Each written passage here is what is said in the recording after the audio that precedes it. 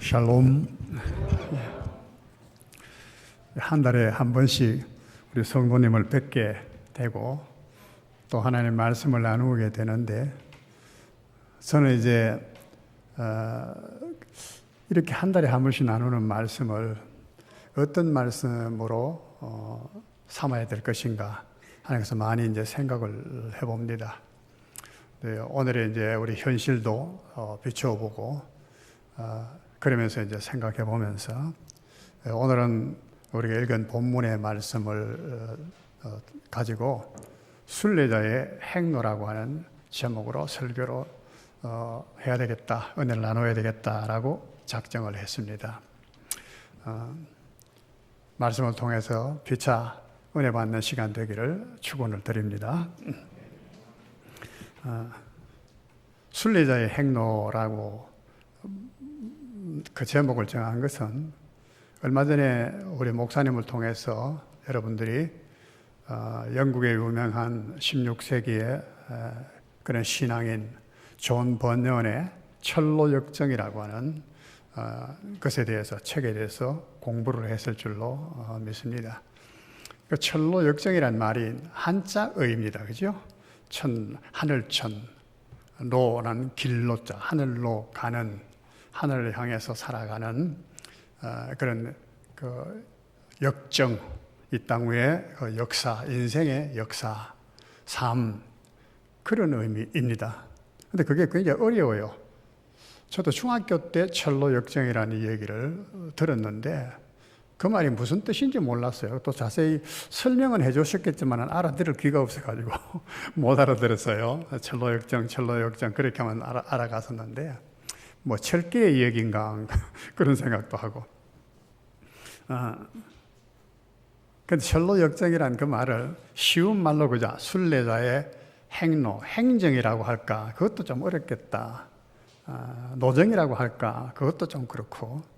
뭐 행로라고 하자. 그러나 철로 역정이라고 생각을 여러분 하시고 오늘 말씀을 함께 생각을 하면 되겠습니다.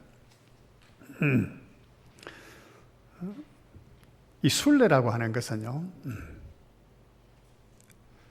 하늘을 향해서 그야말로 하늘나라, 우리 본향 하늘나라를 향해서 이 세상을 나그네처럼, 행인처럼 살아가는 성도들의 삶을 가리켜서 순례라 이렇게 말을 합니다. 이 베드로전서, 뭐 성경 여러 구절이 다 있습니다만은 베드로전서 1장 1절을 보면은 사도 베드로가 그 베드로전서를 쓰면서 예수 그리스도의 사도 베드로가 흩어진 12지파에게 편지한다. 그런데 그들을 흩어진 나그네된 택한 자들에게 편지한다. 이렇게 말을 했습니다. 여기 흩어진 나그네란 말을 썼어요. 그런데 이것은 비단 베드로만이 사실 그렇게 말한 것은 아닙니다. 그죠? 야곱도 바로 앞에 섰을 때 바로가 그렇게 묻지 않습니까? 당신의 연세가 얼마요? 야곱을. 그러니까 야곱이 대답한 것이 무엇입니까? 예, 내 나그네 세월의 연한이 130세다. 130세라는 거야. 그렇게 말하면서 나그네 세월이라고 했어요. 나그네 세월에 130년을 살았다. 이렇게 말합니다. 나그네라는 표현을 써서요. 히브리서에도 보면은 믿음의 모든 사람들이, 아브라함을 비롯해서 모든 사람들이 나그네라고 했다. 자기들을 외국인이요 이 땅에서 나그네라고 했다. 그들이 나그네라고 하는 것은 아브라함은 갈대아 우르에서 나온 사람이기 때문에 그래서 나그네라는 뜻이 아니고 하늘나라를 본향으로 생각하기 때문에 이 땅에, 가나안 땅에, 약속의 땅에 살면서도 나그네라고 생각하고 살았다라고 하는 말을 합니다. 이 나그네인데, 이 나그네란 말이 파레비레모스라고 하는 말인데, 이 말은 영어로는 필그림이라고 그래요. 옮겨서 필그림. 필그림 하면 잘 알죠? 필그림, 순례자라는 뜻입니다. 순례자. 그래서 존 번연이 순례자라는 말은 쓰지 않고 우리가 번역할 때 그냥 철로 역정 이렇게 썼는데 원래 그 책의 이름은 The Pilgrim's Process예요. 그 필그림 순례자가 가는 그런 노정, 행정, 역정 그런 뜻입니다. 순례라고 하면은 우리가 성지순례를 이렇게 떠올리게 돼요. 성지순례. 성지순례라는 것이 뭡니까? 우리 기독교만이 성지순례 하는 건 아니잖아요. 또 예루살렘을 향해서 우리가 성지순례하지만은 예수님이 출생하시고 사시고 죽으시고 했던 성지라고 합니다만은 예루살렘. 그러나 이제 불교도 마찬가지거든요. 불교도 석가나 가 힌두교도 마찬가지고 그 인도로 하고 무슬림도 그렇고 나름대로 성지가 있어서 그 종교의 어떤 지도자, 시조자, 그 발생지 또 그들의 성자들이 살았던 곳 이런 곳들을 찾아가면서 그 족적을 이렇게 추적해 가면서 그들의 삶을 회상해 보면서 마음에 새기면서 우리 교훈으로 삼는 그 목적으로 이제 가는 것이 순례입니다. 순례길. 우리 장로님도 이제 얼마 전에 유명한 스페인의 산티아고 순례길을 다녀오셨다고 그래 들었는데, 이 산티아고의 순례길은 예수님의 육신의 그 형제인 야고보라고 사도가 그게 스페인에 가서 전도를 하고 그래서 이제 그게 그 땅에 묻힌 그 바로 전도 선교하고 묻혔던 그 길을 따라서 그 전설에 의한 것이죠. 확실한 어떤 증거도 있는 것은 아닙니다만은 그 길을 따라서 이제 가면서 가는 그 길을 순례길이다 이렇게 말을 합니다. 유명한데 그 가는 길이 여러 곳이 있다고 해요. 야고보의 그 무덤, 야고보의 무덤까지 가는 길이 여러 갈래들이 있는데 대표적으로 알려진 길이 피레네 산맥을 넘는 그런 길로서 800km가 된다 그래요. 그래서 이제 빨리 가면은 30일, 좀 천천히 가면 40일 그런 걸리는 그런 길이라 그렇게 이제 했습니다. 그들이 가면서 이제 그 인사도 나누고 뭐 이런데 이 순례길을 가는 그 이유는 우리 방금도 말씀했습니다만은 길이라고 하는 것이 그렇잖아요. 뭐 험한 길도 있고 좁은 길도 있고 좋은 길도 있고 그렇지 않는 길도 있고 사람이 가는 길이 있고 짐승이 가는 길도 있고 뭐 길에 대한 얘기를 또 참 나누어 보면 또 재미있을 것이에요. 그것이 또 사람이 가는 길만이 아니고 우리 인생이 가는 길이 사는 그런 길로 비유도 되고 우리가 길이라고 할 때 사람이 가는 이런 길만이 아니고 사람이 마땅히 살아야 될 어떤 도덕과 윤리 같은 것을 도라고 말하잖아요. 도, 그죠? 또 종교적인 어떤 가르침을 따라가는 삶도 도라고 말하거든요. 불도, 유도, 유교, 불교 우리가 하지만 예전에는 불도, 유도 이렇게 말했습니다. 길이라는 거죠. 길을. 그런 길도 있는 것입니다. 그죠? 그런데 이런 길을 가면서 여러 사람도 만나보고 여러 환경도 접해보기도 하고 여러 위험도 만나보기도 하고 막 그렇지 않겠습니까? 그래서 거기서 이제 많은 것을 느끼고 궁극적으로는 자기들이 목적했던 그곳에 가서 그들이 생각하려고 했던 그분을 마음에 깊이 생각하는 것, 그것이 아마 순례의 최고의 목적이라고 생각을 합니다. 그 순례를 달려온 산티아고에 이렇게 순례길을 다녀온 사람들의 글을 읽어보니까 어떤 사람은 그렇게 썼더라고요. 오늘은 무엇을 먹을까 하는 것하고 오늘은 어디서 잘까 이걸 제일 많이 생각했다고 어떤 사람은 그렇게 말하고 어떤 사람은 내가 왜 이 길을 가는가, 내가 왜 이 길을 가야 하는가 이런 주제를 생각하면서 갔다고 하는 사람도 있고 다 있습니다. 그러나 그 야고보의 그 무덤을 찾아갔다면은 그들의 신앙의 그런 장조, 행로를 새겨보기 위해서 가지 않았다면 의미가 없는 거겠죠. 단순하게.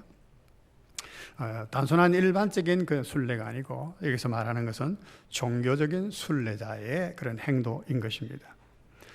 오늘 우리가 읽은 이 말씀은 디모데후서 본문의 말씀은 사도 바울은 일평생 독신으로 살았던 사람이죠. 그러니까 그에게는 자식이 있을 수 없습니다. 아내도 없고. 그러나 복음을 전해서 얻은 아들 같은 사람이 있습니다. 디모데라고 하는 사람입니다. 그 아들에게 지금 죽기 전에 마지막으로 오늘 디모데 후서는 오늘 말씀에도 보면 나의 달려갈 길을 다 마치고 내가 나의 떠날 시각이 가까웠도다. 이 떠날 시각이라고 하면서 순교당할 때를 지금 안 겁니다. 로마에 지금 옥속에 있으면서 내가 이제는 죽을 때가 됐구나 하는 것을 안 겁니다. 이 세상에 자기 인생이 끝날 때가 됐다는 것을 알고는 그 아들 같은 디모데에게 지금 이 편지를 쓰는 겁니다. 나는 이렇게 살았다. 순례자의 길을 이렇게 살았다. 그러면서 디모데에게도 권고를 하는 겁니다. 4장 1절에 안 왔지만 1절 2절에 보면 내가 엄히 명하노니 너도 하나님의 말씀을 전파하라. 그러고 또 힘써라.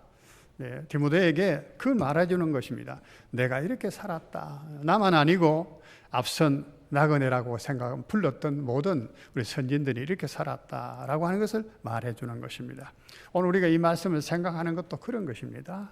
그저 사도 바울이라는 분이 그렇게 살았구나 뭐 이게 아니고 나는 어떻게 살고 있는가 하는 것을 생각해보고 이 시대 속에서 우리의 삶을 한번 성찰해야 되겠다는 생각에서 이 말씀을 오늘 나누게 된 것입니다. 오늘 사도 바울은 세 가지 비유적인 말로서 자기의 순례의 행로를 표현하고 있습니다. 하나는 6절에 있는 말씀대로 전제와 같이 내가 벌써 부어지고 나의 떠날 시각이 가까웠도다 했습니다. 전제라고 하는 것은 모든 하나님께 드리는 제물을 드릴 때 모든 제물을 다 마련한 이후에 그 위에 물을 붓는다든가 기름을 부린다든가 이렇게 해서 완성이 되는 거예요. 그러고는 불을 붙여서 태워드리는 겁니다. 모든 것이 다 이제 다 됐다는 거예요. 즉 다른 말로 하면은 사도 바울은 그가 그렇게 가르치기도 하고 또 그렇게 살기도 했지만은 오늘 로마서 12장 3절에 보면 그런 말씀이 있습니다. 너희 몸을 하나님이 기뻐하시는 거룩한 산 제물로 드리라 그랬잖아요. 그렇게 말씀만 한 것이 아니고 자기 자신이 지금 제물이 되어서 마지막 이제 물을 부어드려서 이제 하는 것처럼 생명을 하나님께 드린다, 제물로 드린다라고 하는 그런 생활을 살았다는 것이죠. 하나님 앞에 전체 자기의 삶을 제물로 드리는 삶을 살았다라고 하는 것을 여기에 말하고 있습니다. 두 번째로는 달려갈 길을 다 달리고 하는 말씀을 하고 있습니다. 7절의 말씀이죠. 나의 달려갈 길을 다 마치고 믿음을 지켰으니 이게 달려간다는 말을 써서요. 달려간다는 말을 경주라는 말을 했습니다. 디모데 후서 2장에 가면은 2장 5절에 가면 그런 말씀을 하십니다. 경주하는 자는 이렇게 말씀해요. 경주하는 자는 우리가 믿음의 순례자가 가는 삶은 경주하는 삶이다. 이렇게 말씀하고 있습니다. 왜 경주하는 말이라고 썼을까? 경주라고 하는 것은요. 슬슬 쉬어가면서 놀아가면서 그렇게 하는 것이 아닙니다. 그죠? 경주라는 것은 같이 시합하는 대상이 있는 거예요. 상대가 있는 것입니다. 그죠? 그래서 거기에서 이겨야 돼요. 먼저 가야 돼요. 1등 하기 위해서는. 그죠? 그렇다고 불법을 행해서는 안 되고 규율을 지켜서 빨리 가야 된다. 다른 사람보다도. 그렇게 열심히 노력하고 연습하고 그래서 빨리 달려가야 되는 겁니다. 경주는 가다가 중간에 쉬어가면서 갈 수 없습니다. 처음부터 스타트 했으면 끝까지 완주해야 됩니다. 아무리 잘 가다가도요. 토끼가 얼마나 빨랐습니까? 그러나 마지막에 게으름을 피웠습니다. 거북이 보고. 그러다가 그만 쳐버렸잖아요. 그죠? 경주는 중단하면 안 되는 것입니다. 사도 바울은 그래서 그 달려갈 길을 달려간다. 그냥 가는 게 아니라 달려갈 길을 다 달렸다. 중단하지 않았다. 그의 순례의 그 행로는 삶은 그랬다는 거예요. 세 번째 이제 또 비유적으로 말씀하는 것은 나는 선한 싸움을 싸우고 그렇게 말한다는 것입니다. 7절에요. 나는 선한 싸움을 싸우고. 오늘 우리 이 말씀에 우리가 나눌 주제 초점은 이 선한 싸움이라고 싸움에 대한 말씀을 나누려고 합니다. 순례자의 삶은요. 결국은 하나님 앞에 전제와 같이 모든 제물로 드리는 것이고 경주하듯이 처음부터 끝까지 죽을 힘을 다해서 달리는 것이지만 그것이 결국은 싸움에 초점이 맞춰져 있다. 싸움과 같다네. 하나의 싸움이다. 이 싸움을 싸우는데 왜 싸워야 하는가? 그냥 이게 뭐 스포츠 삼아서 하는 그런 싸움이 아니고 뭐 일순간 감정에 사서 사는, 오늘 목사님이 아이들한테 설교를 하시면서 물었어요. 싸움 잘하나? 싸움 좋아하나? 그러시던가? 그러니까 아니요. 그래. 목사님이 기대했던 대답이 안 나오고 엉뚱한 대답을 해버렸어. 그러면 참 곤란하지, 그죠? 곤란하죠, 설교하기가. 좀 말이, 죽이 좀 맞아줘야 되는데. 싸움을 누가 좋아하는 사람 없습니다. 그러나 싸우지 않으면 안 되기 때문에 싸우는 겁니다. 싸우는데. 근데 여기에는 싸움은요, 반드시 이겨야 됩니다. 지기 위해서 싸우는 사람은 아무도 없습니다. 지면은 자기 가지고 있는 것을 빼앗깁니다. 뭐든. 왜 싸우는 이유가 있겠지만 싸움의 목적을 상실하게 되는 것이죠. 승리를 상실하게 되는 것이고, 그렇게 전쟁 같은 데서 치면은 종이 되는 것입니다. 자기 소유 모든 것을 다 빼앗기게 되는 것입니다. 싸움은 그런 것입니다. 그렇기 때문에 죽을 힘을, 목숨을 걸고 싸우는 것입니다. 성경은 이 싸움에 대해서 참 말하고 있습니다. 성경에 우리가 항상 보면요, 맥락을 쭉 보잖아요. 창세기부터 쭉 보면서 무슨 이 얘기를 어떻게 하는가, 이렇게 살펴보면 하나님의 약속에 대한 말씀도 많고 여러 가지 말씀이 있습니다. 하나님의 나라에 대한 말씀도 있고. 그런데 또 한편을 보면 싸움이라는 얘기가 나와요. 싸움이란. 창세기 3장 15절 우리가 잘 아는 말씀인데, 아담이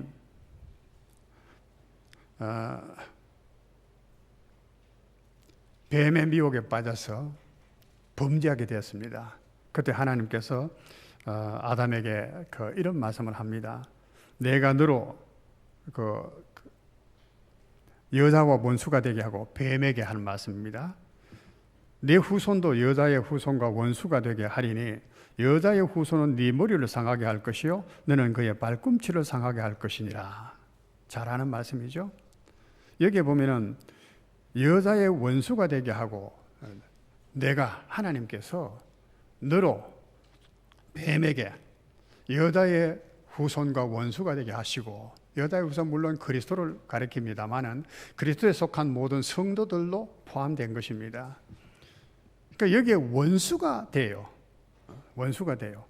그리스도를 따르는 모든 그리스도인들이나 뱀의 후손, 뱀 사탄이라고도 용이라고 부르죠. 이들과는 원수가 되게 하겠다. 애초에 원수예요. 하나님이 원수예요. 그래서 싸움을 하는데 너는 여자의 후손의 발꿈치를 상하게 할 것이고, 뱀이 사람의 발꿈치를 물잖아요. 탁 물잖아요. 그러면 아프지요. 그러고 독이 들어가면 그것 때문에 굉장히 통증을 느끼죠. 몇 날 며칠을 앓기도 하고 그래요. 심지어 목숨도 잃지만은 발꿈치를 상하게 할 것이다는 거예요. 상하게 해요. 그러나 여자의 후손은 네 머리를 깰 것이다. 사탄을 없앤다는 말씀이죠. 전쟁입니다. 죽기 살기거든요. 여자의 후손보다는 성도를 물지만은 사탄은 죽이지는 못해요. 결국 상하게는 해요. 고통하게는 만들어요. 그러나 여자의 후손들은, 성도는, 그리스도는 사탄을 결국은 박멸하게, 없앤다, 멸하게 된다 라는 전쟁의 선포가 여기에서부터 나옵니다. 그리고 성경 곳곳에 말씀이 참 많습니다. 제일 마지막 성경 요한계시록에 보면은 거기에 보면 7교회에다가 편지를 다 쓰잖아요. 각각 편지를 쓰면서 마지막에 하신 말씀이 있습니다. 이기는 자에게는, 그렇죠? 기억하시죠? 이기는 자에게는 하나님의 낙원에 있는 생명나무의 열매를 먹게 할 것이요, 네? 또는 흰 돌을 줄 것이요. 전부 다가 이기는 자에게는요. 그러면 교회는요, 그와 같이 창세기에서 하신 말씀처럼 싸우는 그런 존재라는 걸 알 수가 있습니다. 싸우는 대상이 있다는 걸 알 수가 있습니다. 그래서 싸워서 이겨야 돼. 이기지 못하면 낙원에 있는 생명나무를 열매를 먹지 못하니까 죽게 된다 그 말이에요. 영생을 얻을 수가 없다는 거예요. 구원이 없다는 말씀이죠. 그러니까 싸움은 애초에 창세기에서부터 에덴 동산에부터 비롯된 것입니다. 그죠? 그것이 결국은 보면은요, 아벨이, 가인이, 형이 동생을 쳐 죽이는 그런 참 불행하게 그지없는 싸움으로 나타나다요. 형제가 형제 죽이는. 우리가 이런 게 성경에 보면은 싸움에 대한 얘기가 너무나 많습니다. 빌립보서 이제 1장 30절에 보면 사도 바울은 또 이렇게 말합니다. 너희에게도 그와 같은 싸움이 있으니 너희가 내 안에서 본 바요 이제도 내 안에서 듣는 바니라. 사도 바울은 빌립보 성도들에게 하는 말씀이 너희에게도 내가 싸우는 싸움과 같은 싸움이 있다는 겁니다. 이것은 사도인 나만의 싸움이 아니다는 얘기예요. 우리 선조들이 싸웠던 그런 선조들의 문제만이 아니었다는 것입니다. 너희에게도 같은 싸움이 있다는, 같은 싸움이 있는데 너희가 지금도 내 안에서 본 바요 이제도 내 안에서 듣는 바라. 이 말은 나를 통해서 너희가 봤다는 거야. 내가 어떻게 싸우는지를, 또 내가 어떻게 싸우고 있는지를 편지를 통해서 여러 사람들을 통해서 너희가 들었지 않았냐. 내가 어떻게 싸웠다 하는 거야. 싸웠다. 그렇게 말하는 거예요. 이렇게 이기는 자는 보면, 그래서 여기도 보면 8절에 그 말씀이 있죠. 이렇게 이기는 자에게는 의의 면류관이 예비되어 있다는 거예요. 이기는 자에게는. 그렇지 않는 자는 의의 면류관이 있을 수 없습니다. 의의 면류관을 승리자에게 주는 그 영광과 관이자의 면류관이, 그걸 못 얻는다는 것이죠. 성경은 그래서 생각해 보면은 이런 싸움으로 이어져 있다는 것을 알 수 있습니다. 싸움이 있을 수밖에 없어. 성도는 그 말씀을 지금 하시는 것입니다. 상세한 말씀들을 다 그 성경을 거론하며 말씀드릴 수가 없지만은 요한계시록 12장에 보면 하늘에 싸움이 있었다. 전쟁이 있었는데 용과 그 천사들과의 싸움이 있었고, 그래서 그 용 곧 사탄이라고 뱀이 쫓겨서 땅에 내려왔어. 그 땅에 떨어진 그들은 또 여기에서 여인의 후손들 곧 교회 성도들과 더불어 싸우는 준비를 하더라. 싸움. 아마겟돈 전쟁이라는 마지막 전쟁이 이제 벌어지겠죠. 거기서 이기는 자들은 14만 4천인데 흰옷을 입은 사람들이 등장하는 이 장면도 요한계시록에 소개되고 있습니다. 이 싸움을 싸우는 존재다. 우리는 그걸 생각해요. 참 우리는 요즘 편안하게 삽니다. 하나님의 은혜 속에 그냥 잘 삽니다. 참 좋은 일입니다. 복된 일입니다. 그러나 명심해야 될 것은 그렇다고 우리 싸움이 중단된 것이 절대 아니라는 것입니다. 절대 아니에요. 경각심을 가지지 않으면 안 된다 그 말이죠. 우리가 너무나 태무심하고 있다가 졸지에 당하게 되는 것입니다. 깨어 있어야 되는 것입니다. 그런데 이 싸움은, 사도 바울이 싸운 이 싸움은 우리가 생각해야 될 것은 선한 싸움이라는 거예요. 싸움은 좋지 않아요. 싸우는 거 좋아하나? 아니요. 그렇게 말하잖아요. 그런데 우리가 싸우는 건 좋아는 안 하지만은 싸울 수밖에 없는 싸움이 있는 것입니다. 그것은 선을 위해서 싸우는 싸움입니다. 선으로 싸우는 싸움입니다. 그래서 선한 싸움이라고 말을 했습니다. 선한 싸움은 악을 이기는 싸움이에요. 그죠? 악을 제압시키는 싸움입니다. 믿음을 지켰으니 나의 달려갈 길을 마치고 믿음을 지켰으니 또 믿음을 지키는 싸움입니다. 믿음은 하나님에 대한 믿음이고 그 믿음은 진리, 하나님은 진리십니다. 진리를 지키는 싸움이라고도 말할 수가 있습니다. 이 말씀들을 연결해서 생각해 보면은 이 싸움이라고 하는 것이, 선한 싸움이라는 것이 어떤 것인가 하는 것을 우리가 또 깊이 생각할 수가 있습니다. 절대 우리가 싸우는 싸움이요, 악을 악으로 대하는 싸움이 아닙니다. 악을 선으로 대하여 싸우는 삶입니다. 오랜밤을 딱 쳤다. 네가 나 쳐. 가만히 있는 사람을, 애매한 사람을. 그러고는 또 나도 뭐 한 대 쳐. 그 세상적인 싸움이죠. 세상적인 싸움. 그런데 이런 싸움을 싸우지 말라는 거예요. 선으로 악을 이기라.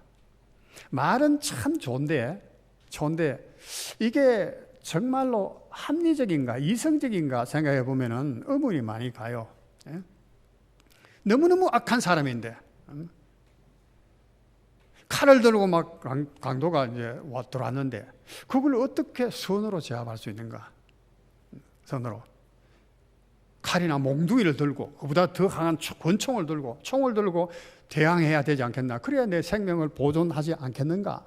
우리 그렇게 생각합니다. 그런데 성경은 하나님께서 선으로 악을 이기는 선한 싸움을 말하고 있거든요.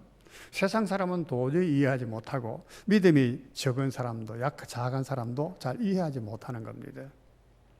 그러나 선으로 악을 이길 수는 있습니다.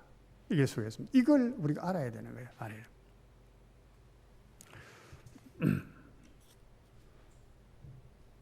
사탄은 참 괴계라.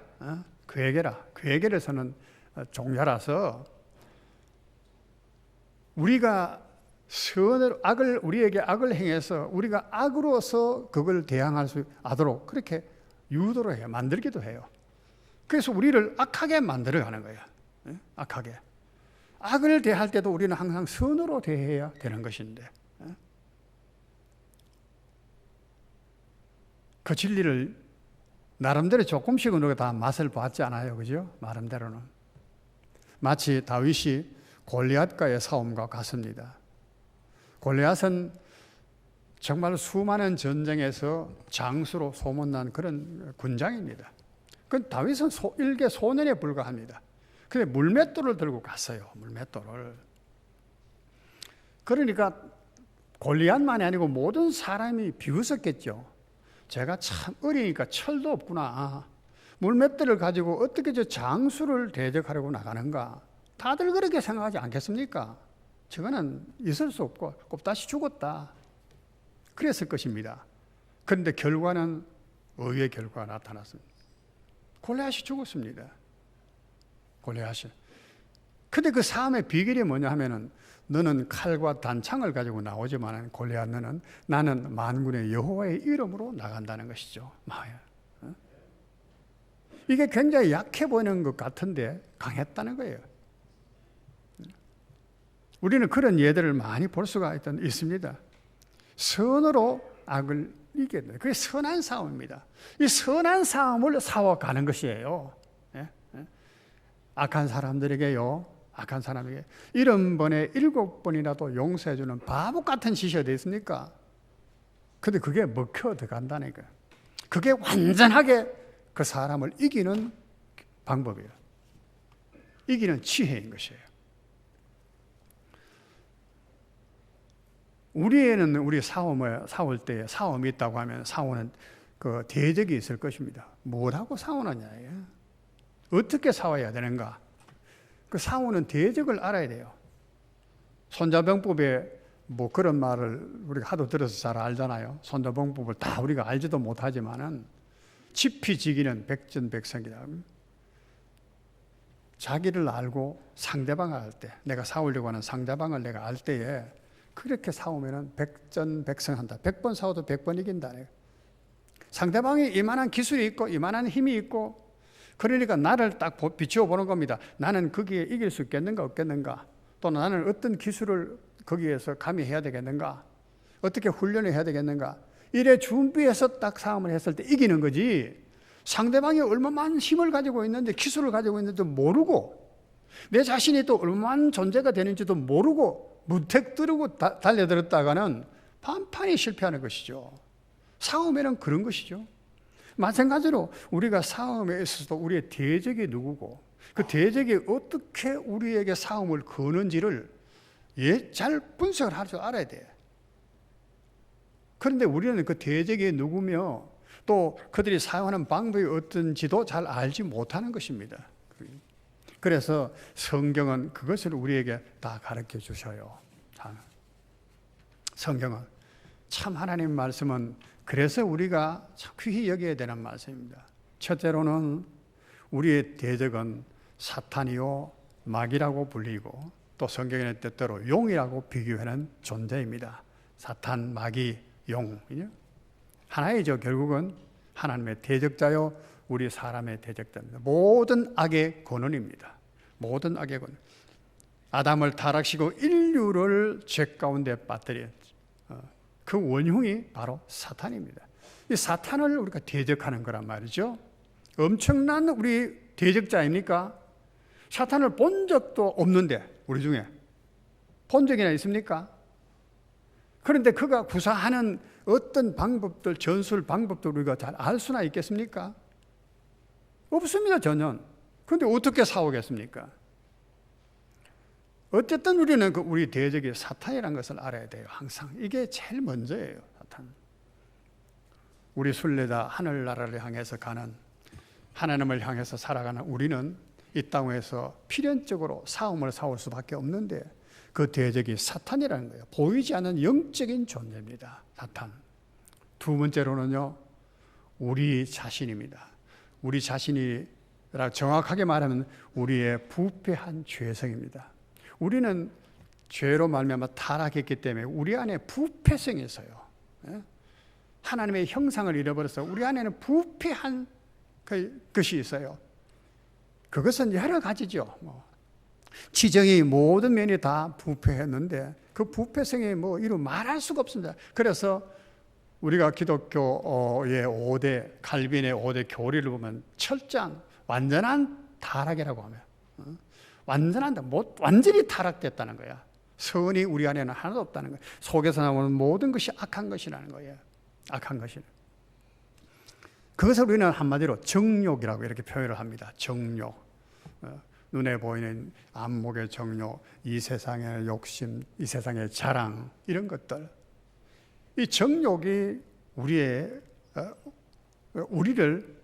대적이라. 이걸 제어하지 못하면 우리는 악하게 살아갈 수밖에 없습니다. 우리 안에는 욕심이 있습니다. 그죠? 욕심이 어떻게 돼요? 잉태되면 죄를 낳고 죄가 장성하면 사망으로 이끌어 가는 것입니다. 이 욕심에도 여러 가지 욕심이 있습니다. 그죠? 돈에 대한 욕심만 있는 것이 아닙니다. 명예에 대한 욕심만 있는 것이 아닙니다. 이성에 대한 욕심만 있는 것이 아닙니다. 모든 하여튼 욕심이야.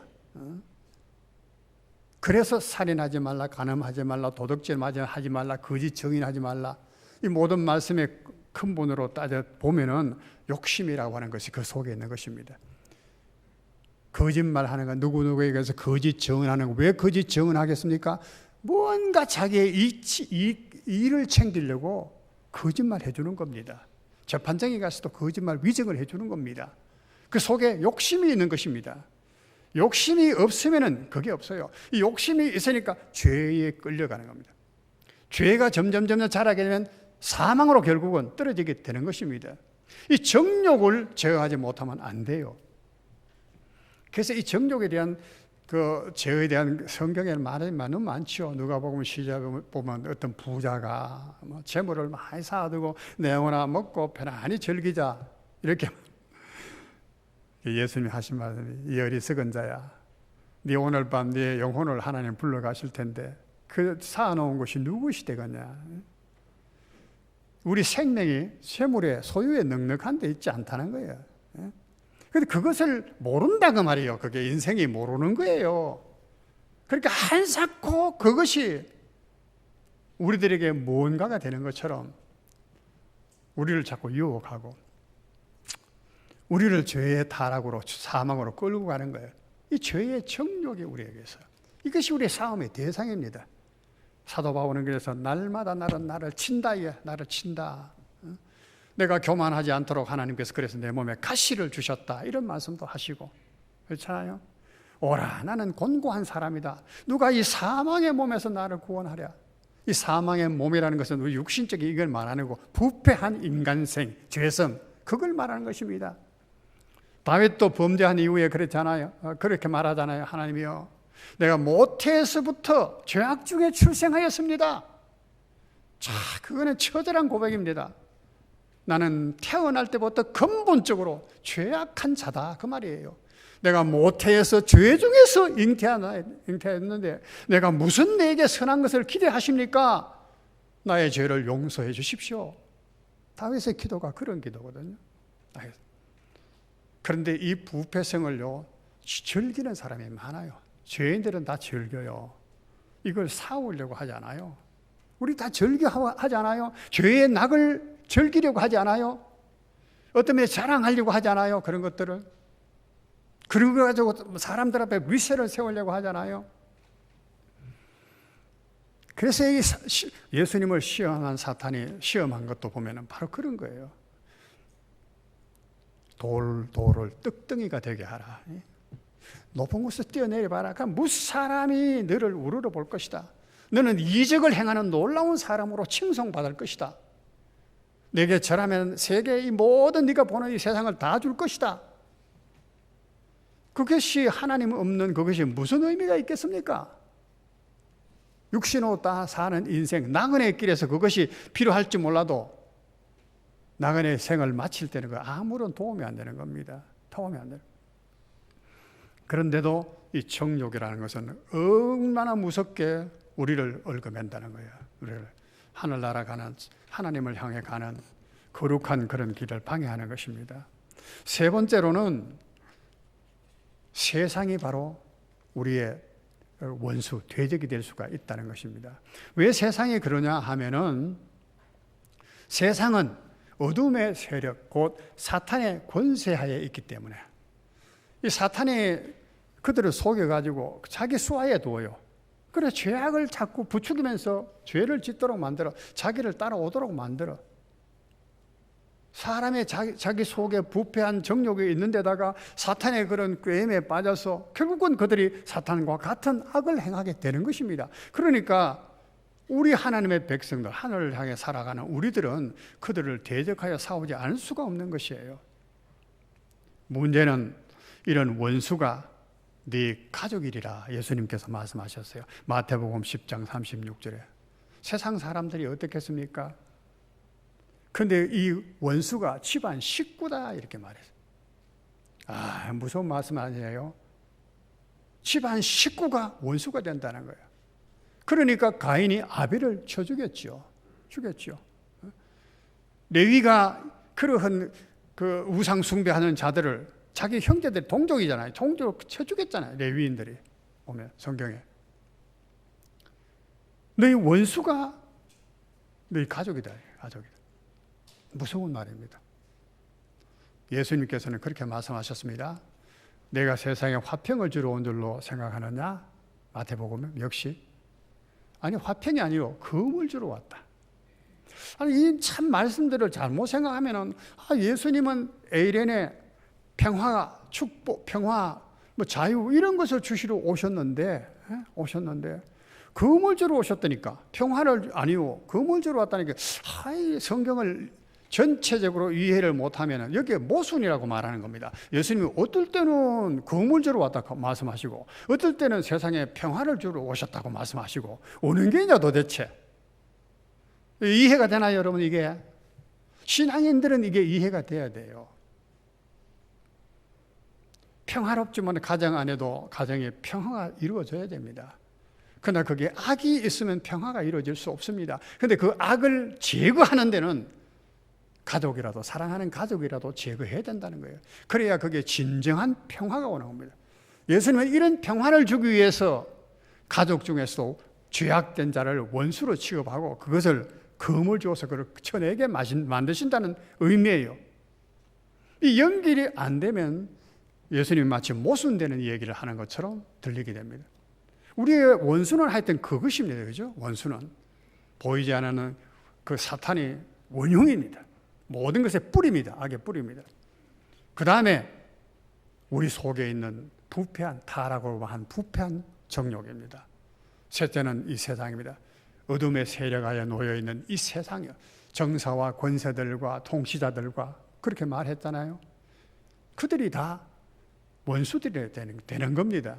그래서 여러분 정치인들 믿고 세상 믿으면 안 되는 거예요. 그들에게 무엇을 기대하면 안 되는 겁니다. 세상은 어떻게 그렇다는 것을 인정하고 들어가야 되는 거예요. 안 그러면 속는다 그 말이죠. 속는다고. 그런데 이들이 쓰는 방법은 결국은 사탄이 쓰는 방법이겠지만은요, 꼭 같아요. 그죠? 북한에 하는 행동 보십시오. 마귀가 하는 거 꼭 그대로 하는 겁니다. 마귀가 하는 거. 악한 자들 하는 거 다 살펴보십시오. 결국 다 악의 원흉인 마귀에게서부터 다 물려받은 것입니다. 너희 아비 마귀에서부터 난 자들이니까 마귀의 소위를 하는도다. 예수님께서 말씀하셨습니다. 마귀의 소위를 하게 돼요. 잘 살펴봐야 돼요. 잘 살펴. 그러면 그것을 보게 된다는 거예요. 그래서 우리는 이 보이지 않는 영적인 존재와 싸움을 해야 되는데, 선한 싸움을 해야 되는데 어떻게 그들을 대적할 것인가가 난감한 거예요. 세상에서는 무슨 금욕 또는 그 고행 뭐 이렇게 해서 자기 정욕을 뭐 절제시키고 이렇게 하려고 하잖아요. 그래서 뭐 불교에도 뭐 고행하고 뭐 천주교 같은 데서 고행하고 뭐 이런 거 있지 않습니까? 근데 그게 아니라 그렇게 될 수 있는 게 아니란 말이에요. 성경은 그걸 말하거든요. 여기서 우리가 생각하는 것이 에베소서 6장에 말씀하신 우리가 이런 선한 싸움을 싸우고 우리의 원수를 대적하기 위해서는 하나님의 전신갑주를 입어라 하는 말씀이 생각나게 되는 겁니다. 하나님의 전신갑주를 입어라. 우리를 다 전신을 보호할 수 있는 그런 갑옷인데 하나님의 갑옷이에요. 하나님께서 말씀하신 그런 갑옷으로 우리를 무장해야지만이 원수를 대적할 수가 있다는 것입니다. 그것이 에베소서 6장 10절에 말씀하는 하나님의 전신갑주 이야기입니다. 그 갑주 얘기를 가만히 들어보면은 이 마귀가 사탄이 어떻게 하나님의 순례자들을 공격을 하는가 하는 것을 알 수가 있어요. 그래서 우리가 그들을 어떻게 또 방어할 수 있는가, 그를 물리칠 수 있는가도 알 수가 있습니다. 그 부분은 찾지를 않겠습니다만 거기에 보면 7가지를 말씀하셨습니다. 7가지. 자, 이 전신갑주 얘기도 여러분들이 다 이제 그 설교를 통해서 다 들으셨을 텐데 참 그래도 중요하니 안 할 수는 없고요. 짧게 간단하게 말씀을 드리겠습니다. 첫째 얘기한 것이 진리로 너희 허리띠를 띠고 삼고 그렇게 말했습니다. 허리띠를 말했어요. 허리띠. 이 허리띠는요, 성경을 또 보면은 모든 것 위에 사랑의 띠를 두르라. 이 띠는 모든 것 위에 이제 두르는 것입니다. 그죠? 의복을 다 입고 나서 모든 그 궁의 임금들도 뭐 옷을 다 입고 난 뒤에 마지막으로 띠를 두르잖아요. 띠를. 이 모든 것을 하나를 묶는 것이다. 띠. 근데 이 띠는 또 허리에 띠는요, 힘을 우리에게 줍니다. 허리에. 디스크 걸린 환자들은 허리에 그거 띠를 매잖아요. 그죠? 역도 무거운 힘을 쓰는 그 선수들 보면 이 가죽 띠를 여기 하거든요. 그래서 이 허리 힘을 붙여서 이렇게 무거운 걸 들 수가 있다는 거예요. 힘을, 우리를 버텨주는 것, 모든 것을 버텨주는 기본이 뭔가? 진리. 진리가 무엇이십니까? 진리는 하나님의 말씀이고 하나님 자신이 바로 진리입니다. 이 모든 싸움의 근본은요, 진리, 하나님의 말씀이다. 하나님의 말씀이 없으면은 원수가 누구인지도 모르고, 하나님의 말씀이 없으면은 원수가 어떤 계략으로 우리를 낳고 치려고 한다, 공격하는지도 모르고 싸움을 싸울 수 없는 거예요. 그래서 진리로 허리띠를 떼라. 허리띠를 든든한 힘을 가지고 있어라. 참 보면은 오늘 우리가 싸우는 것이요, 비진리, 악에 대한 싸움이거든요. 진리와 비진리를 구분하면 못하면 안 돼요. 이 마귀가 최초에 아담을 공격할 때를 한번 연상해 보십시오. 거기서부터 이제 싸움이 젖버렸잖아요. 아담이. 우리 인류의 시조인 아담이. 그래서 우리가 모든 불행이 왔잖아요. 그 어떻게 시험했습니까? 하나님이 정말로 이 선악을 알게 하는 열매를 먹지 말라고 하더냐? 아니다, 아니다. 결국은 네가 먹으면 하나님처럼 된다는 거야. 네가 모든 것을 스스로 판단할 수 있고 모든 것을 결정할 수 있는 하나님처럼 된다는 거야. 왜 하나님께서 자꾸 네가 매여 있으려고 하느냐? 너는 자유롭지 않느냐? 네 자유가 있지 않느냐? 네 권리가 있지 않느냐? 마귀가 그런 놈이거든. 그러니까 굉장히 그 보면은요, 휴메니즘이라고 할까요? 아담을 이렇게 부추기는 거거든요. 야, 네가 하나님하고 네 견주어서 조금도 못한 것도 없다. 이 선악을 알게 하는 열매를 네가 먹으면은 네가 진짜 자유하게 된다. 하나님처럼 된다. 이걸 뭐라고 말하면 될까요? 자유를 빙자한 거예요. 자유라는 말은 사실은 그 속에 우리가 여러 가지를 다 포함할 수 있습니다. 자유. 죽음에서 자유, 고통에서 자유, 슬픔에서 자유, 외로움에서 자유, 가난에서 자유, 온갖 끝에서 자유.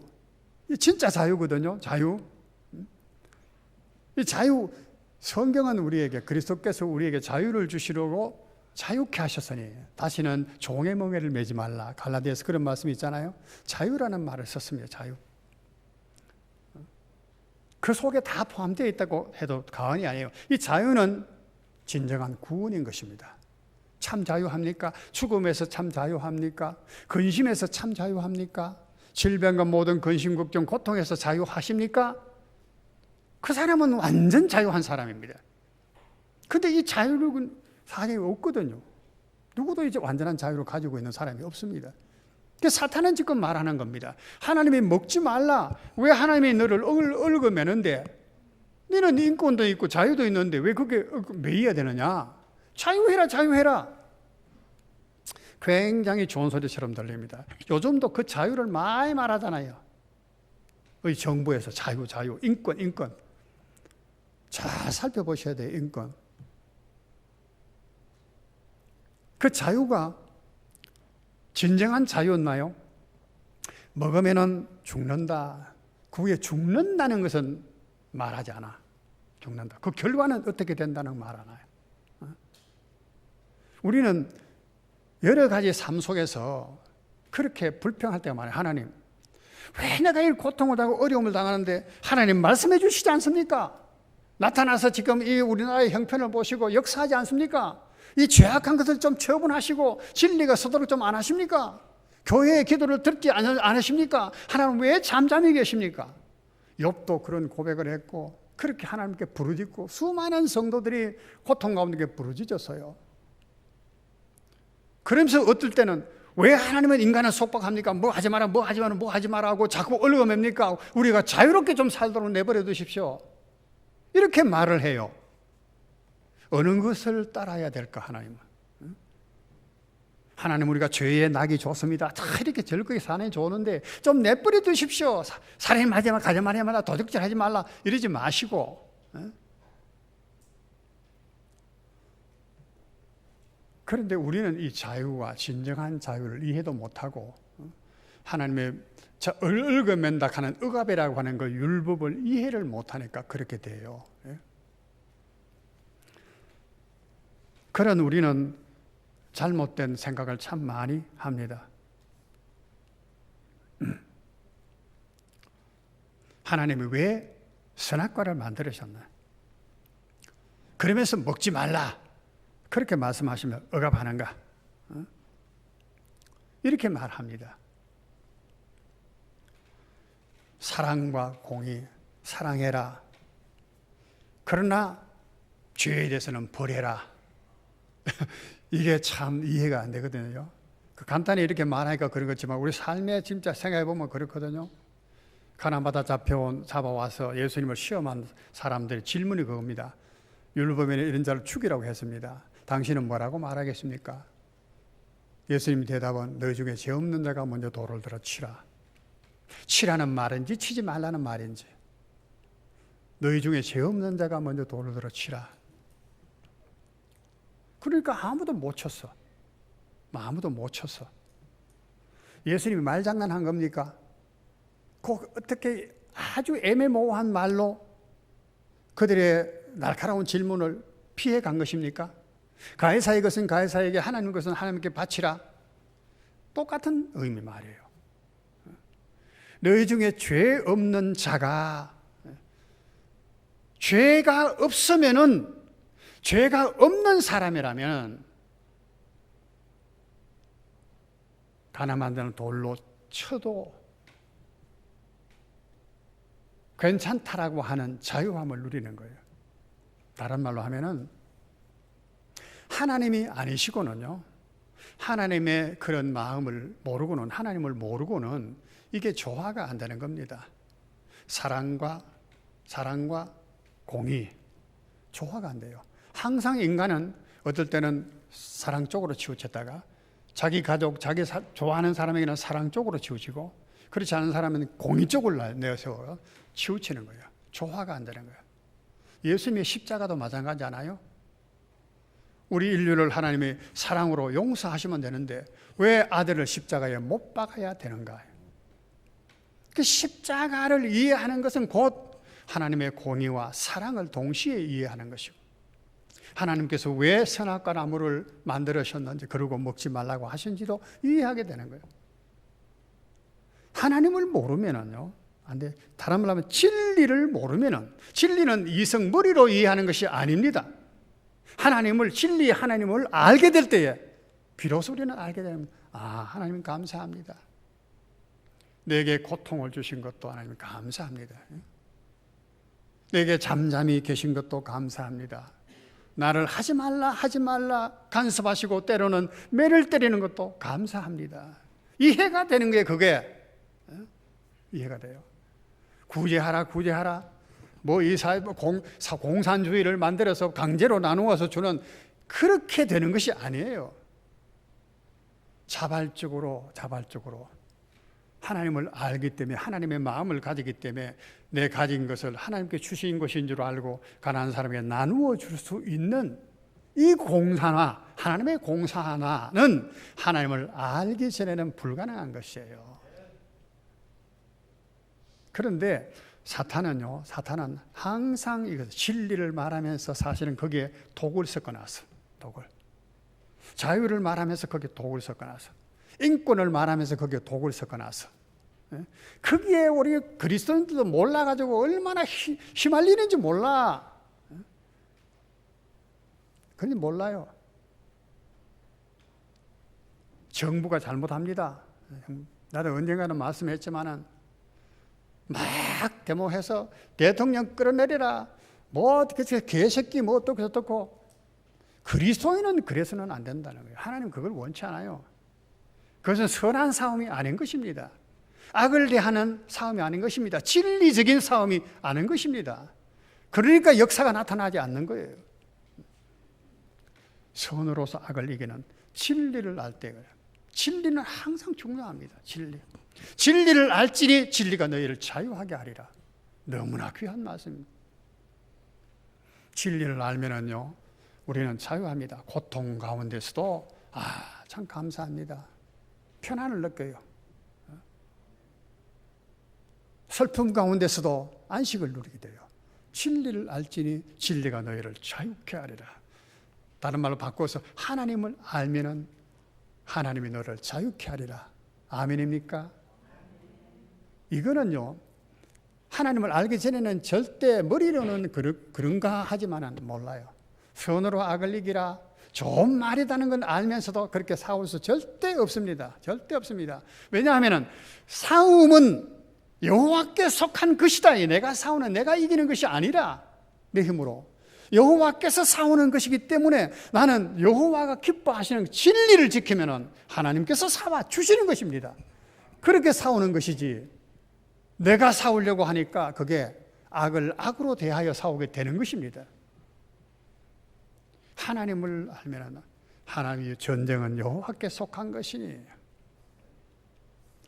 다윗이 스스로 자기가 해가지고 백성들을 마음을 사고 해서 왕이 되었습니까? 그는 일개 목동이었습니다. 여러 아들들 중에, 이세의 여러 아들 중에서 말째 양이나 치는 그런 집에서도 귀하게 안 적었던, 그런데 하나님께서 그를 왕으로 세우셨습니다. 세우시는 분이 하나님이시지, 이게 바로 진리예요. 진리. 평안의 복음의 평안에 신을 신고, 여기는 복음이라고 했죠. 복음도 역시 말씀이잖아요. 근데 그걸 또 복음이라고 말을 했어요. 여기 의미도 깊지요. 근데 이 복음은 평안의 신이라고 말했어요. 평안. 신발은요, 신발 벗으면은 마음대로 못 다닙니다. 길에 돌도 있고 가시도 있고 뭐 그렇죠. 그러니까 발이 박혀서 아파서 못 걷잖아요. 우리 나그네 길, 순례 길을 가는 데 있어서 얼마나 악한 것이 많고 더러운 것도 많습니까? 신발 없이 못 가는 거예요. 예? 자신 있게 당당하게 가려면 신발이 있어야 돼. 그 신발이 뭐냐? 평안이다, 우리 마음에. 우리 마음에 평안이 있으면은요, 악이 막 세력이 와도 평안을 누릴 수 있어. 평안이. 그래서 샬롬 하잖아요. 항상 샬롬. 예? 평안이 그냥 옵니까? 복음에서 오는 거예요. 진리에서 오는 거고 하나님께로부터 오는 겁니다. 마음에 평안이 있으면은 어떤 걱정이 와도 시험 어림에 와도 평안한 거예요. 하나님께 대한 맡기는 믿음이 있기 때문에. 그래서 이런 평안이 우리 성도들이 있기를 축원하는 겁니다. 복음에서 오는 거예요. 복음의 평안의 신을 신고, 신을 신고. 뭐 나이키 신발, 비싼 그래 신발만 자꾸 생각하지 말고, 명품 신발만 생각하지 말고 복음이 주는 평안의 신발을 신어야 돼요. 그러면 어떤 위험한 곳을 가도요, 험난한 길을 가도 그 걸음이 중단되거나 물러가지 않는 거예요. 그 다음에 말하는 것은 또 믿음의 방패라 이렇게 말씀하셨어요. 믿음의 방패를 가지고 이 말씀 생각하려고 해도 한이 없네요. 믿음이 없이는 똑같은 얘기입니다. 원수들이 막 가져올 때 뭐를 가져옵니까? 의심이라는 걸 가져와요. 정말로 하나님 먹지 말라고 하더냐? 막 의심을 가져오잖아요. 그죠? 두려움으로 가져오고 막. 근데 믿음이 있으면은 그죠? 탁 물리쳐 버리는데. 예수님이 항상 하신 말씀이 왜 무서워하느냐? 왜 무서워하느냐? 믿음이 없는 자들아. 우리는 왜 이 귀신을 못 쫓아냈습니까? 너희 믿음이 없는 영혼이라. 믿음. 믿음이 있으면은, 믿음이 뭡니까? 결국 이 믿음은 진리에서 나는 것이에요. 들음에서 나는 거예요. 진리의 말씀을 들으면서 나는 믿음인데, 이 믿음은요, 우리는 막아내. 하나님의 말씀은 살아있는 말씀입니다. 근데 이 말씀을 활용할 수 있는 것도 믿음이에요. 믿음이 없이는 그것을 나의 것으로 활용할 수가 없는 것입니다. 믿음이 없이는 시험이 와서 넘어져 버려요. 우리가 주님 가르쳐 기도도 항상 그렇잖아요. 시험에 들게 말게 하옵시고. 우리 세상에는 여러 가지 일들이 많습니다. 하나님께서 우리에게 유익하게 주신 것이지만 우리가 이 사탄의 공격을 받으면 그게 시험이 돼버린 거야. 시험. 네 독자 이삭을 모리아 산에 바쳐라. 내게 드리라. 하나님께서는 좋은 것을 주시려고 하신 거예요. 그러나 욕심이라고 하는 것이 있어서 사탄의 또 공격을 받으면 하나님이 이렇게 잔인할 수가 있냐? 줬다가 이렇게 또 뺏으려고 하느냐? 이렇게 하나님을 의심하게 되면 드릴 수가 없는 거예요. 시험에 들지 않는 것도 믿음입니다. 너희가 여러 가지 시험을 만나거든 기뻐 여기라. 온전히 기뻐 여기라. 그러고 말씀하시기를 너희가 지혜가 부족하거든. 그렇게 이길 수 없는 지혜, 곧 믿음이 부족하거든 후히 주시고 꾸짖지 하시는 하나님께 구해라. 믿음을 구해라. 믿음이 없이는 안 돼요. 믿음은 방패와 같아. 하나님의 말씀을 믿는, 하나님을 믿는 믿음이 있어야 돼요. 믿음. 나도요, 여러분 아침에 어떨 때는 자고 일어나면은 굉장히 뭐랄까, 허무하다 할까 그런 것까지는 안 가도 정말로 아침에 일어나면 신랑이 신방에서 나오는 것 같이 시편에 말한 것처럼 그런 어떤 기대와 활기참이 있어야 되는데 마음이 그렇지 않을 때가 있어요. 때때로. 그때는 늘 기도하는 것은 이것입니다. 하나님이 계심을 참 감사합니다. 하나님이 살아계심을 나는 참 감사합니다. 오늘도 하나님께서 이 한날을 우리에게 내게 허락해 주신 줄 알고 감사합니다. 나의 모든 것을 아시는 하나님께서 오늘도 이끌어 주실 것을 믿습니다. 다 그 말씀을 되새이면서 기도하면서 마음에 묵상을 하면은 마음에 새로운 희망이 있어요. 오늘 또 참 활기차겠다. 기대가 된다. 이런 생각을 가지게 돼요. 우리가 늘 그렇지 못하거든요. 그런데 바로 이 믿음은 우리를 일으키는 거예요. 일으키는 겁니다.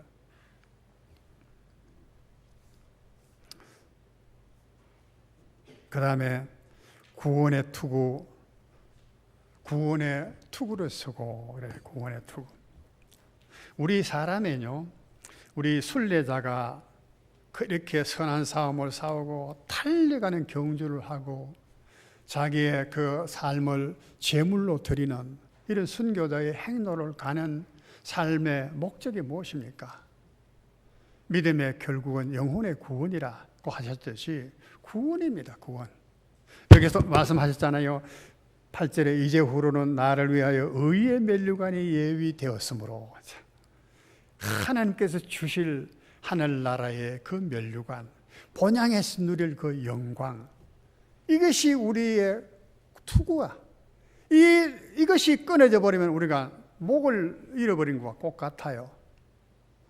단테가 신곡을 기록했다는 것, 신곡에 대한 것을 우리가 잘 모르지만 그래서 꽤 까다롭고 어렵고 그래요. 이해도 어렵고.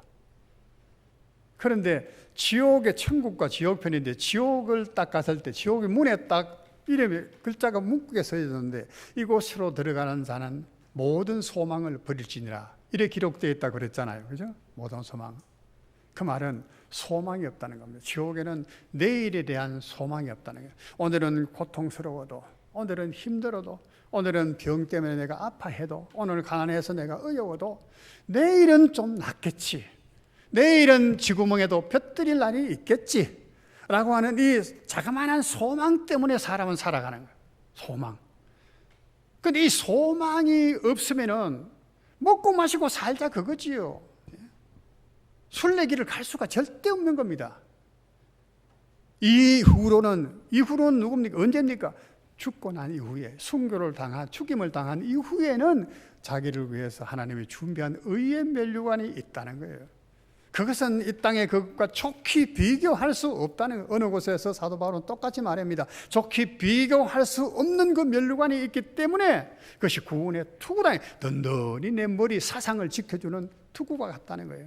이 사상이 무너져 버리면, 이 소망이 무너져 버리면 우리 인생은 될 대로 되라, 그렇게 살아가게 되는 거예요. 방임에 내동댕이 치게 되는 것입니다. 모든 믿음의 선진들이 그렇게 살아갔습니다. 그들은 하나님의 약속의 증거는 받았었지만 약속은 받지 못했습니다. 증거만 맛보고는 하늘나라의 영광한 것을 바라보고 살아갔다, 그렇게 히브리서 11장에 말하고 있습니다. 그 다음에는요, 하나님의 말씀, 성령의 검입니다. 하나님의 말씀, 여기도 또 하나님 말씀이잖아요. 하나님의 말씀이 아니고는 되는 것이 없어. 안 와도 몰라. 이 하나님의 말씀은 성령께서 사용하시는 검이라. 칼이 있어보다 뭐 원수를 칠까 했어요. 예수님은 그랬거든요. 사탄이 시험을 했을 때, 사탄아 물러가라. 사람이 떡으로만 사는 것이 아니다. 또 기록되어서되 주 너희 하나님을 시험하지 말라 하셨느니라. 하나님의 말씀을 가지고 탁탁 해서, 하나님의 말씀을 가지고 무리를 가르쳤어요. 그 무리가 예수님이 하시는 하나님 말씀이요, 권세가 있었다 그래요. 이 권세가 무슨 권세냐? 귀신을 명하니 나가는도다, 바다를 명하니 잠잠하게 되도다. 이 권세가 무슨 권세입니까? 하나님의 꽃 같은 말씀인데, 예수님이 하시는 말씀은 성령께서 사용하시는 검이어서 날카로운, 성령께서 사용하시는 말씀이면 우리가 성령을 힘입어야 되는 거예요. 그래서 그 다음에 7번째는 보면 기도와 간구를 하라. 간구로 우리가 무자 전신갑주를 완성하는 겁니다. 하나님께서 도우시는 거예요. 또 하나님 그것을 원하시는 거예요. 이래서 우리가 우리의 원수를 대적할 수가 있다. 대적할 수가 있다. 하나님의 말씀의 검을 가지고, 검은 이미 주어졌는데 이 사용할 줄 몰라. 이게 너무나 거대해서 사용할 줄을, 우리가 진짜 하나님 말씀을 사용할 줄 몰라. 믿음이 없었어. 하나님을 이해하는, 진리를 또 이해하는 지혜가 부족했어.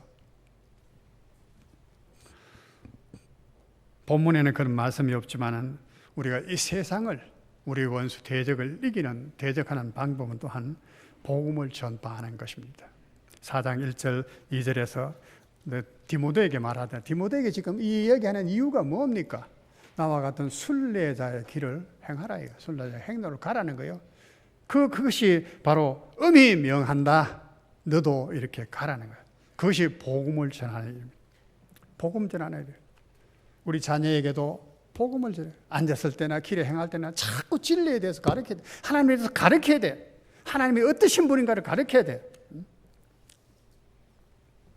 요즘 여러분 굉장히 유튜브에서 크게 문제가 된 것이요. 박상학 씨라고 하는 분이 탈북자입니다. 자유북한 자유연합 대표인데 그 직함은 북한에다가 쉽게 말하면 삐라를 보내는 사람이에요. 많이 들어보셨죠?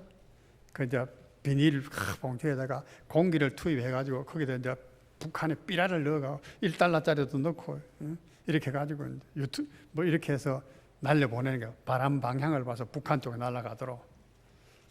그래서 이제 북한의 김일성이, 김정일이, 김정은이가 어떤 사람이에요? 어떻게 자유를 빼앗고 악을 행하고 거짓말을 하는지, 자유 세계의 모습이 어떤 것인지 일일이 거기다 서가지고 그걸 고발하는 거, 알려주는 겁니다. 통제된 사회에서 듣도 보도 못했으니까 도대체. 이게 지금 북한에 날아갔는데 이게 아마 평양에 많이 요번에 떨어졌는가 봐. 그래가지고 김여정이하고 대남 뭐 각 기관에서 막 성명서를 발표하고 연예를 막 비난하고 남국 당국자로부터 시작해가 청와대부터 시작해가 막 들까는 거예요. 이 보복을 하겠다, 침략을 하겠다는 공갈을 하고 말이야. 저들을 처리해라, 처단하라, 이 쓰레기들을 처단하라고 야단났고. 그러니 한국에서 우리 남한에서 또 법에도 없는 것을 만들어가지고 자연훼손이라고 하는 법을 걸어가지고 박상학 대표는 지금 감옥에 넣으려고 지금 하고 있다. 그래가지고 지금 야단 났어요. 여러분 보시나요?